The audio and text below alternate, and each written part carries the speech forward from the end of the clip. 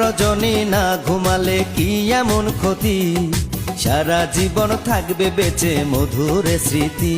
তোমায় এত কথা বলার পরেও কি করিলাম, তোমার হাতে ধরি পায়ে পড়ি ও প্রাণের কালা।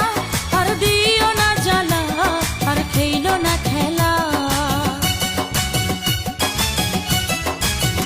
তোমায় পাইছি যখন আজ নিশীথে আমি একেলা, আর ছাড়বো না গো ও পরাণের মধুবালা। তুমি বাসর ঘরে